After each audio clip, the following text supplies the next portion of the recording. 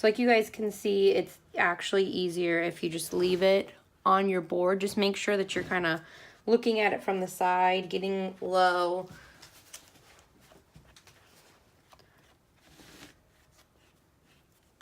Kind of take those crumblies off. You can even turn it, the cup, to kind of get it even more.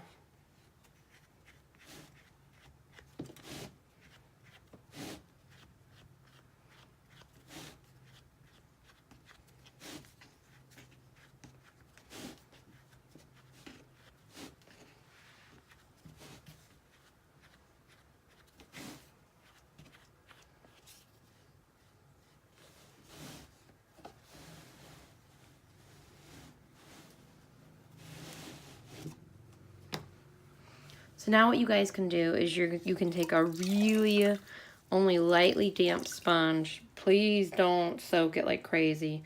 Get pretty much all the water out. And because of the little holes that are in the sponge, it can also act as a way to grab the clay.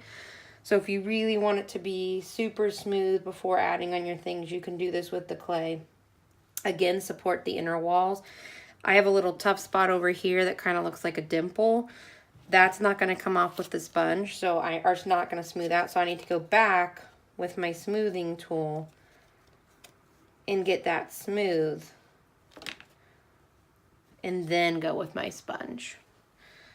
I want to make sure that the top of my piece is also really smooth. So since I have a sideways piece, the mouth is going to be the first thing that you see, the mouth and the teeth. So I want to make sure that it's really level. If you ever have a part of your piece that's kind of sticking up, you can always take a carving tool and carefully kind of carve that part away, and then again do the smoothing technique that you've been taught. Don't worry about smoothing the inside of the piece. Those lines that are inside can look really cool and they can add a lot of texture. Remember that the inside of a creature is not perfectly smooth. It's gonna have a little bit of texture to it, so it's good to keep that texture. If your clay sponge gets a little bit too clayey, rinse it out and continue to smooth.